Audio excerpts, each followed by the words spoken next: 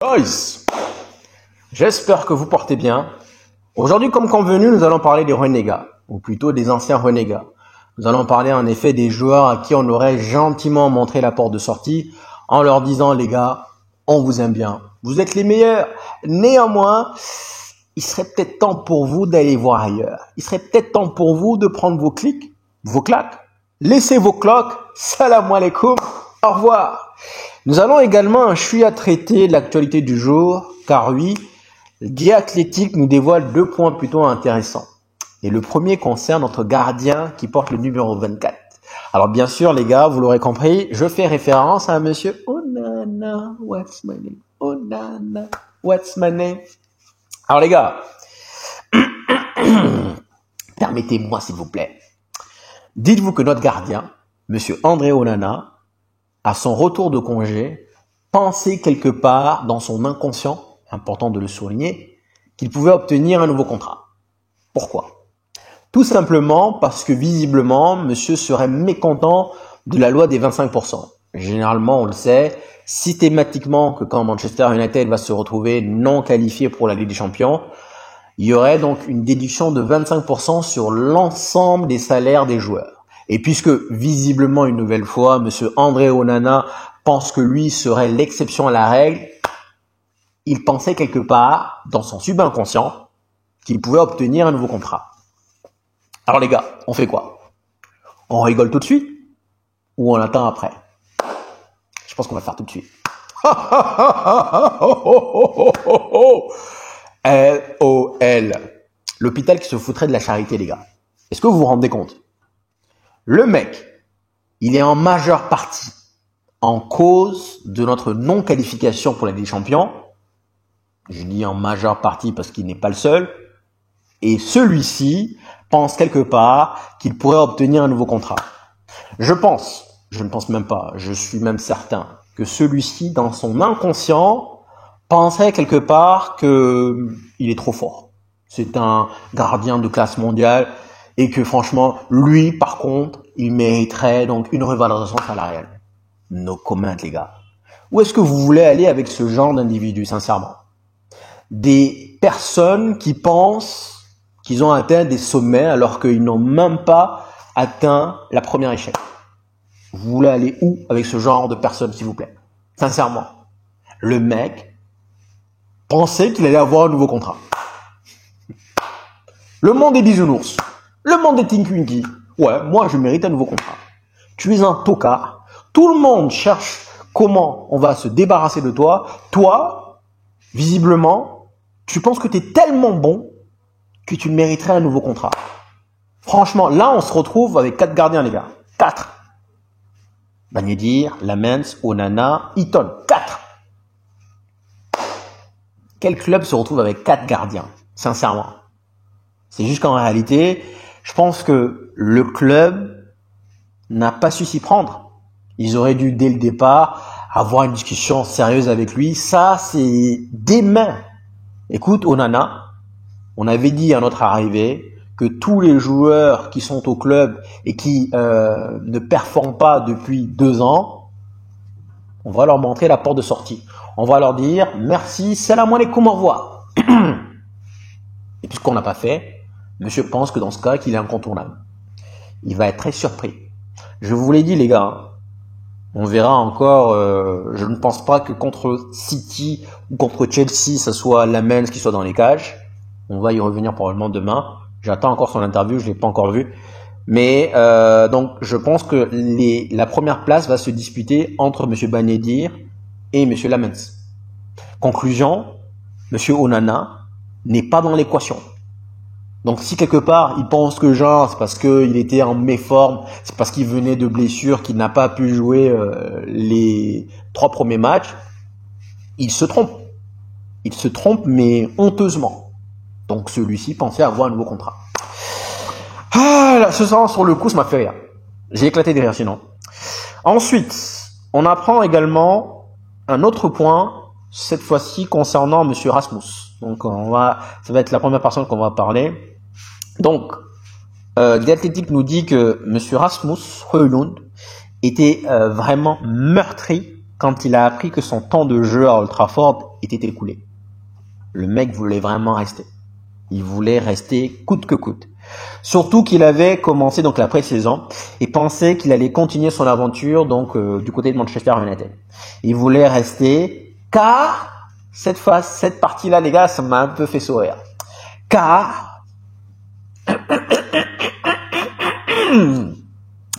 il se considère meilleur que Šeško. Il pensait que montrer cette abnégation allait redistribuer les cartes dans la tête d'Amorim malgré l'arrivée de Šeško. Et donc, monsieur s'est pensé meilleur que Šeško. Peut-être que c'est vrai, peut-être que c'est faux, on le saura jamais, je ne sais pas. Mais petite parenthèse rapide, je pense que là, il va faire du bien au Napoli. Je pense qu'il va claquer beaucoup de buts. Je pense qu'il va claquer, du moins, parmi tous les joueurs à qui on a montré la sortie lors de ce mercato, je pense que ça va être l'un des joueurs renaissants. Je pense qu'il va avoir, il aura une bonne équipe, il aura un bon manager, donc il aura une équipe qui va compétir donc pour le titre, et je pense que il pourra marquer entre 15 et 20 buts. On en reparlera l'année prochaine, mais je pense que c'est l'un des joueurs sortants qui pourrait renaître de ses cendres. Et donc il y a un point également que j'aimerais déployer, c'est que c'est pas facile de venir évoluer au sein d'une attaque composée de Rashford, on va revenir dessus juste après, Garnacho ou encore Anthony. C'est-à-dire que ces trois-là, ce sont typiquement des joueurs qui ne pensent qu'à leur gueule. Il faut qu'on se dise la vérité. C'est-à-dire que le nombre de fois où je voyais à la fin d'une action, monsieur Rasmus venir taper en mode merde, je veux la passe, et que on voyait Garnacho qui ne pensait qu'à lui, Rashford qui pensait qu'à lui, Anthony qui pensait à lui, et le plus scandaleux, c'est qu'Anthony, quand il faisait son excuse-moi, je t'ai pas vu, excuse-moi, systématiquement il te la faisait. Donc c'est vrai que c'est pas facile. Et donc j'ai vu un TikToker, j'ai oublié son nom, donc un TikToker qui disait merci au Napoli de nous avoir enlevé une épine. Il est allé même plus loin en nous disant un cactus. Bon, moi je n'irai pas jusque là. Je pense en effet que c'est pas un bon joueur parce que visiblement c'est quelqu'un qui est surtout dans la combativité, en mode je vais essayer de me battre. Il est tout le temps dans le combat, tout le temps dans le duel. Et systématiquement il était à terre. Il perdait tous ses duels, c'était vraiment affligeant. Mais je pense que malheureusement, Højlund, on l'a pas utilisé comme il le fallait. Et je vous le dis clairement, je pense qu'il n'a pas le niveau. Donc le moment où il nous dit qu'il pensait vraiment qu'il était meilleur que Šeško, ça m'a fait un peu rire, oui. Je ne pense pas. Mais je pense également que évoluer devant une telle attaque, c'est plutôt compliqué. C'est plus difficile que de venir, par exemple, Šeško. Lui, il sera normalement devant Cunha ou encore Mbeumo. C'est-à-dire que normalement, le service y sera. On va le servir en principe. Mais Højlund, bon, donc voilà, il est parti. Ensuite, donc, on va parler également de monsieur Rashford. Alors Rashford, les gars, qui est parti également. Donc au tout début, je voyais certains Barcelonais disant que le problème venait de Manchester United. C'est nous, on avait une pépite dans les mains, on savait pas comment on allait nous y prendre. Bon, il y avait plusieurs phrases comme ça. Et depuis peu, donc depuis leur nul face à, je sais plus c'était qui là, bof, Osasuna, bon bref, j'ai pas vu le match. Mais depuis leur nul, je vois plusieurs Barcelonais retourner leur veste en disant, c'est quoi cette fraude? Il y a un gars là, c'est un Ivoirien je crois, il s'appelle Gorski. Il a au moins 1 million d'abonnés. Donc lui généralement, quand le Barça perd, quand le Barça se fait éliminer, je vais regarder sa réaction d'après-match parce qu'il est drôle. Et là, il arrive, il fait Rashford, est-ce que tu me connais, Rashford? Alors que c'est le même gars qui disait que Rashford c'est un bon joueur, franchement, Manchester United ne savait pas s'y prendre. Et franchement, sur le coup, ça m'a fait rire. Et donc, en réalité, pour revenir donc dans le contexte, ce qui m'a fait rire, c'est que j'ai vu une action typiquement Rashford. Il y a une action, donc, dernier match, j'ai oublié l'adversaire. Il y a une action où c'est la dernière minute de jeu. Nous sommes dans le temps additionnel, il y a un partout, et là, le Barça, donc le milieu de terrain du Barça, récupère le ballon, essaie d'aller rapidement en contre pour aller, comme ils le font d'habitude, aller marquer ce second but, donc le but victorieux. Et là, on voit Rafinha qui court, on voit plusieurs personnes qui font vraiment les appels, et là, on est à 40 mètres les gars, 40 mètres. On voit Rashford s'arrêter et tenter une frappe de 40 mètres. Apparemment, la balle, elle a fait fioup, fioup, fioup, fioup, fioup, je sais pas combien de rebonds avant d'arriver dans les bras du gardien. Et en réalité, pourquoi je dis c'est typiquement Rashford? Parce que ça, c'est du déjà vu, les gars. On l'a déjà vu, revu. Rashford, il est borné. Il est CON, en fait. Je pense qu'il est talentueux, mais malheureusement, pour lui, il n'est pas très intelligent. Il n'est pas très flûte. Sinon, pardon. Sinon, pour quelle raison est-ce que, à ce moment du match, il y a toujours un partout, à cet instant précis, tu as tes coéquipiers qui font leurs appels, tu décides de tenter une frappe de 40 mètres. Mais dans quel monde de Team Quincy tu penses être? Sincèrement. Et d'ailleurs, sur l'action, donc juste après, on voit monsieur Lamine Yamal qui se retourne rapidement vers son banc en disant « C'est quoi cette fraude? C'est quoi ce... » Donc juste pour dire que Rashford, pour moi, c'est très bien négocié. Pour moi, Rashford, je pense pas qu'on allait avoir mieux. Je pense que c'est un joueur un peu comme Onana, c'est un joueur qui pense être au-dessus de ce qu'il est réellement, qui pense que oui, bien qu'il n'ait pas craché sur le club, mais je pense qu'on ne peut pas avoir mieux. Et je pense que finalement, par rapport à son salaire, le Barça va s'occuper de son salaire donc en totalité. Et donc, pour moi, le Barça a dû faire des sacrifices pour pouvoir l'enregistrer. Franchement, Rashford, bon vent. Le seul inconvénient, c'est que malheureusement, celui-ci, tout comme Sancho, va revenir l'année prochaine. Parce que je ne pense pas que ce prêt va être concluant. En réalité, je pense pas que Rashford mérite le haut niveau, les gars. Vous allez peut-être me dire que je suis dur.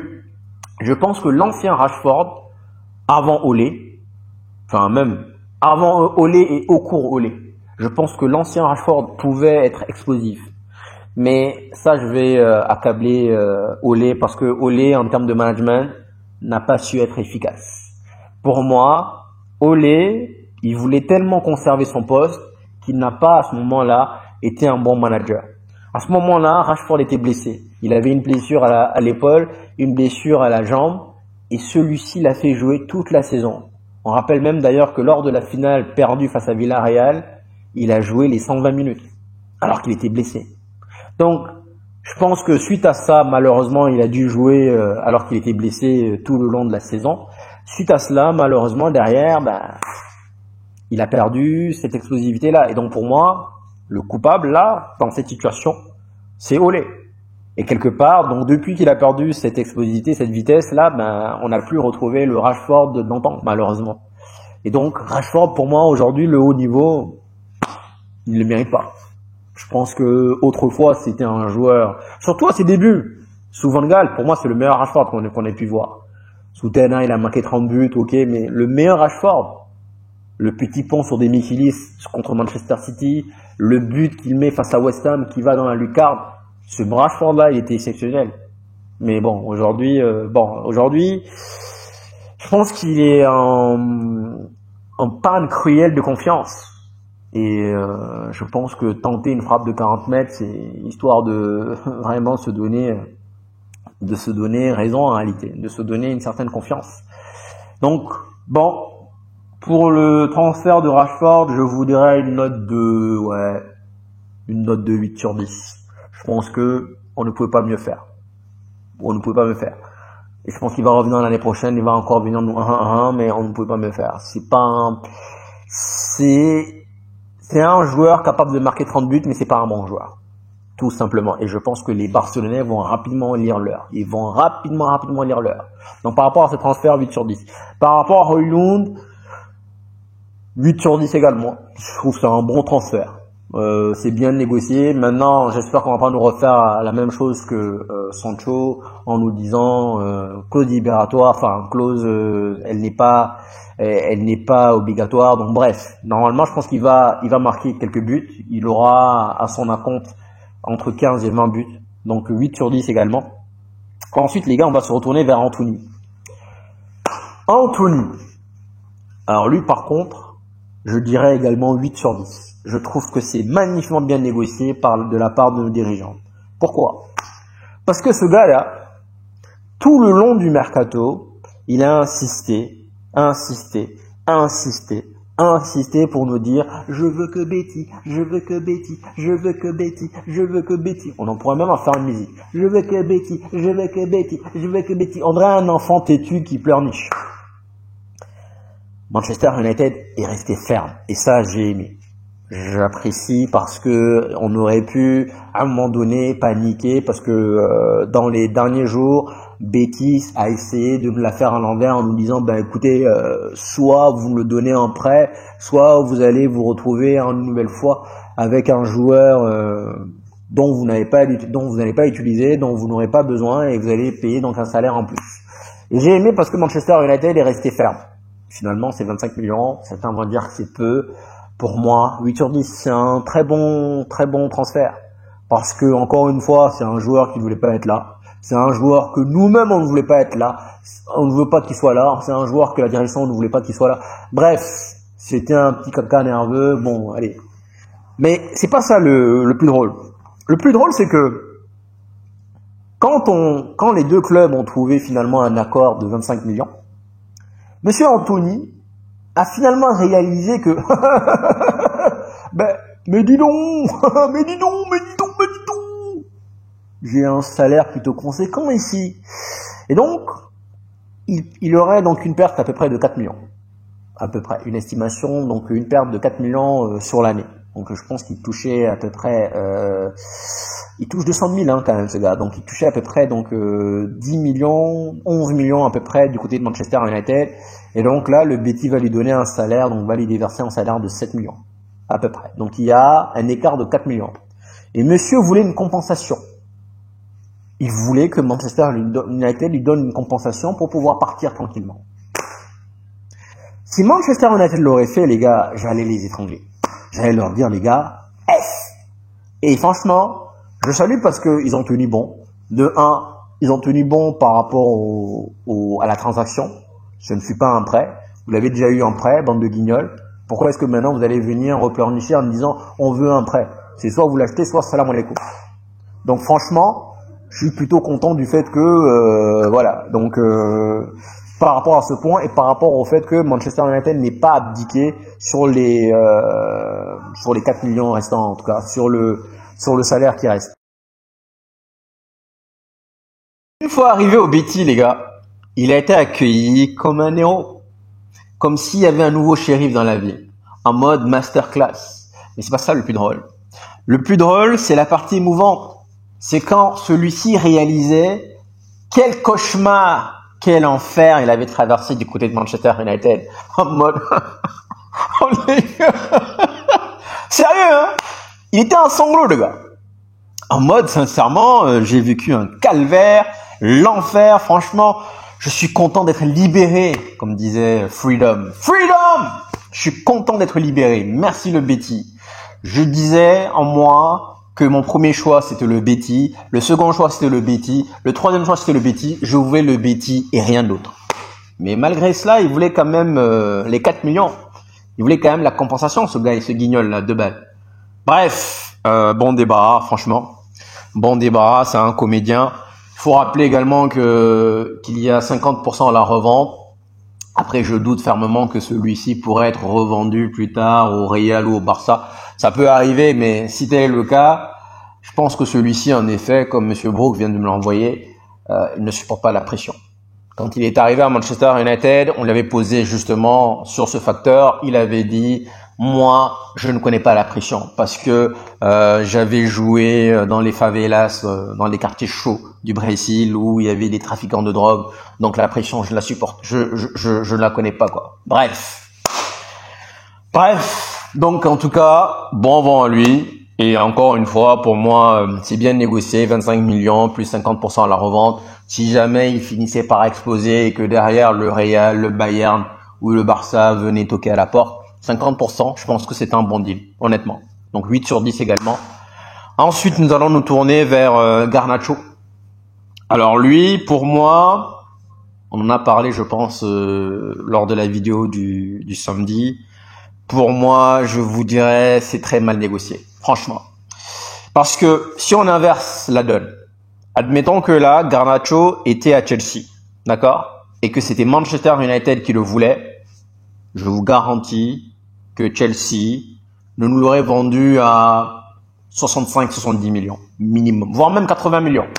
Regardez, il manquait un an de contrat à Mason Mount, un an de contrat également à Havertz, 75-75. Tranquille West Coast. Et donc encore une fois, si Garnacho était à Chelsea et que c'était dans l'autre sens, que c'était Manchester United qui venait toquer à la porte, je pense que Chelsea allait nous le refouler, je pense à 75, voire même 80 millions. Donc 40 millions les gars, c'est ouais, pour moi on s'est fait gaze. On s'est fait gaze cruellement.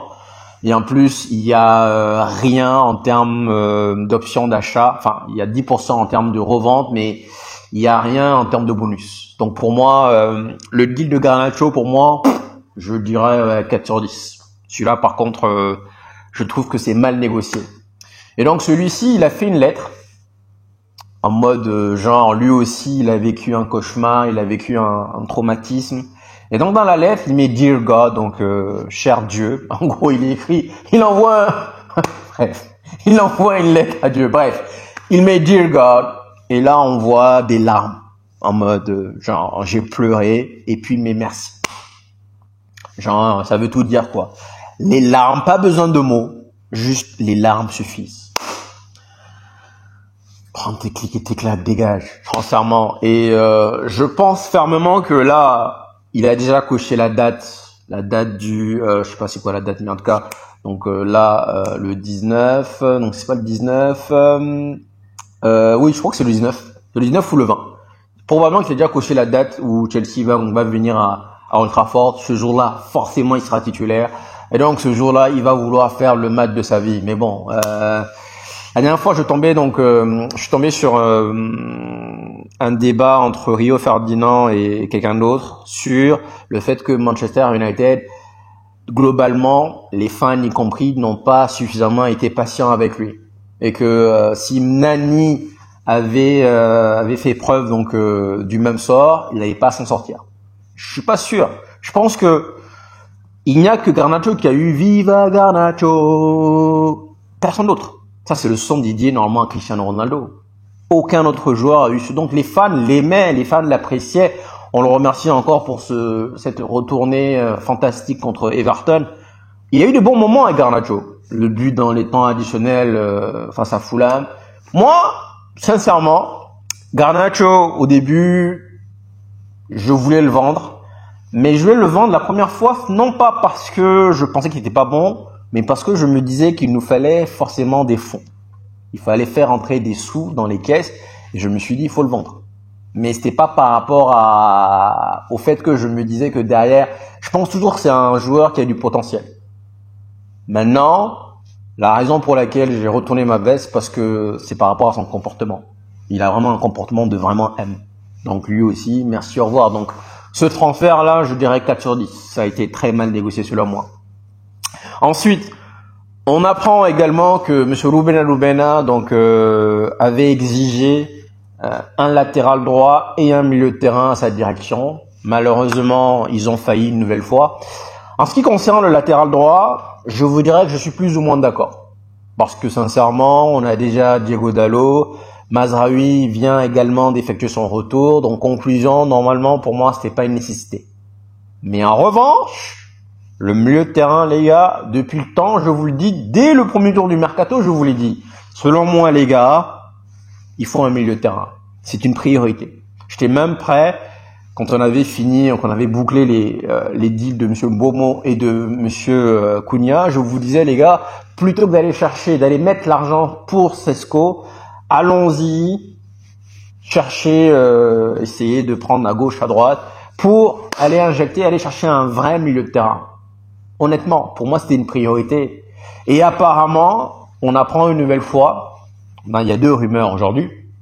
La première, apparemment, monsieur Omar Berrada était au téléphone jusqu'à 17h, jusqu'à 18h, jusqu'à la clôture du mercato. Le mec, il a essayé. Oh merde, franchement, il a pris les appels. Oh non, il a essayé. Malheureusement, il ne pouvait pas. Les gars, ça, c'est du bullshit. Je sais pas si la rumeur est vraie, mais si c'est le cas, dans tous les cas, c'est du bullshit. Parce que même si la source de la rumeur est vraie, c'est quand même du bullshit. Parce que Manchester United, on a mis 7 semaines pour clôturer le deal de Mbomo. C'est pas en une journée, d'ici 17h, qu'on va clôturer. Non. Donc ça, pour moi, voilà. Déjà, ça, je n'y crois pas. Premier point. Deuxième point, il y a une autre rumeur qui dit que la direction mancunienne a estimé que nous avions un milieu de terrain plutôt performant, plutôt versatile, et donc il n'y avait pas besoin d'aller chercher un nouveau milieu. On rappelle que juste après le match contre Leeds, Ruben Rubena est arrivé en conférence de presse, donc ouvertement en nous disant nous manquions donc il avait dit quoi? Nous manquions de puissance, de vitesse, et il avait utilisé un troisième mot, j'ai oublié. Voici ce qu'il avait dit. En gros, il avait fait la demande sans la demander officiellement, il avait fait la demande d'avoir un nouveau milieu de terrain. On est bien d'accord. Ils ont failli. Soit disant qu'on a un milieu de terrain versatile. LOL les gars. Où on va? Ils ont failli, c'est tout. Et pour moi, ça peut être l'une des raisons pour laquelle malheureusement, en fin de saison, on va y revenir, pour laquelle Manchester United ne se retrouve pas dans le top 8. Moi, on va y revenir demain, mais je suis pas confiant. Hein. Je suis peut-être un peu confiant sur les gros matchs, City, Chelsea là, mais sur l'ensemble de la saison, non, je pense qu'on va finir en 9e, 10e. Hein. J'espère bien évidemment me tromper. Bien évidemment, les gars. Donc, ils ont failli. Ensuite, on va parler également de monsieur Meno. Meno, je pense que là, également, c'est plutôt contradictoire. Pourquoi? Parce que Meno voulait partir.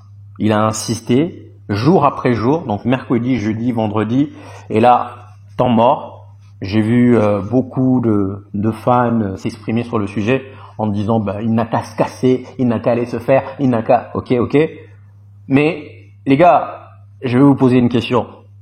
Aujourd'hui, c'est comme si je vous disais, vous allez travailler, nous sommes en septembre, vous allez travailler septembre, octobre, novembre, décembre, et vous n'allez être point payé.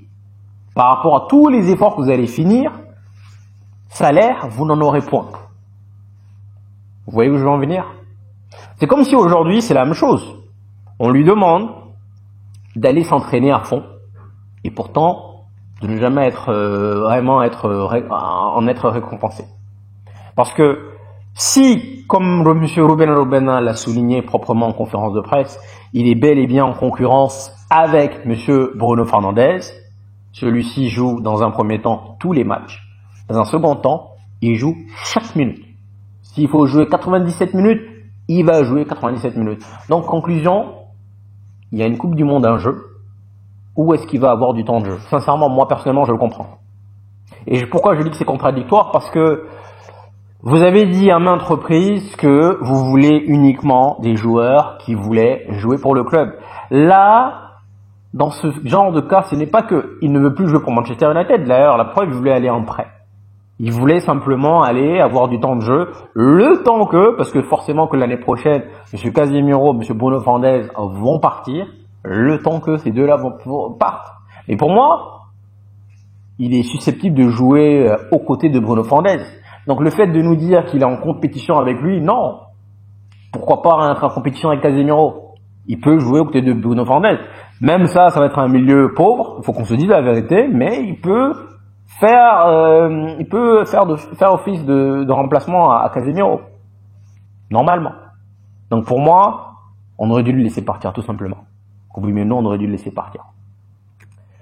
Ensuite, également les gars, Grimsby. Grimsby, apparemment, on leur a collé une amende parce que ils ont officialisé un joueur. Ils avaient jusqu'à midi pour clôturer donc la liste des joueurs, et ils ont rajouté un joueur à midi 1, donc 60 secondes. Donc par rapport à cela, ils ont écopé donc une amende, et Manchester United avait donc la possibilité de rejouer le match. Enfin, pas de rejouer le match, mais de faire appel pour qu'on puisse rejouer le match. Donc Manchester United avait cette opportunité-là. Manchester United s'est montré noble. Ils avaient soit l'opportunité donc de faire appel pour que de 1 on puisse rejouer le match, ou alors de 2 pour que on élimine tout simplement Grimsby de la compétition. Mais bon, Manchester United a fait preuve de noblesse, de grandeur, en disant que c'est pas la peine. Est-ce qu'il fallait y aller parce que on aurait pu rejouer le match histoire de se qualifier, ou alors cela va nous permettre de nous concentrer, comme Monsieur Karl l'a dit tout à l'heure, me l'a envoyé tout à l'heure, de nous permettre de nous concentrer uniquement sur le championnat. Bon, pour moi oui, le geste est noble, le geste il est grand, j'apprécie, mais bon, je me dis également par rapport à tous les joueurs que nous avons, jouer de temps en temps, 1 à 2 fois par semaine, ça ne ferait pas de mal. Et donc, je crois que j'ai fait le tour, les gars. Je crois que j'ai fait le tour pour cette vidéo. Et donc, demain, je sais pas s'il va avoir la conférence, l'interview de Lamens. Si oui, on va y revenir dessus. Et donc, voilà. Voilà grosso modo. Donc guys, merci infiniment d'être venus jusqu'ici. Merci beaucoup pour le soutien, merci pour la force. Et puis ben, on va essayer de faire des vidéos. Monsieur Aziz me dit que je dois faire des vidéos, Mais bon, s'il n'y a pas de sujet, les gars, je fais comment? Dites-moi. Donc on va essayer. Mais voilà, s'il n'y a rien, c'est pas la peine de venir faire une vidéo pour faire une vidéo. En tout cas, merci pour tout, les gars. Merci à chacun d'entre vous. Et puis ben, je vous dis see you soon. Prenez soin de vous. Ciao, ciao.